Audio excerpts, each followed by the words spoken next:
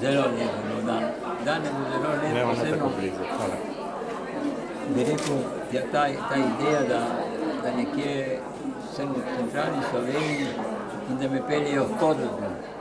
V Kozlovu, ki sedim, ne, v Tivoliju na sedežu in da nekako verjamem, da ga bo Evropa spoznala in da bomo preko Kozlova imeli ne samo velikega pesnika in velikega ževnika, ker Evropa bo brala tovarišijo, bo brala tudi njegovo knjigo Listina in bo videla, kakšni so v resnici osvobodilni boj.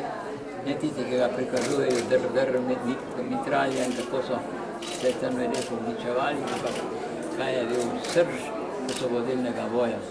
Slovensko, ki prihaja v zgodovino, slovensko, ki je evropsko, preden je začela Evropa se zbirati.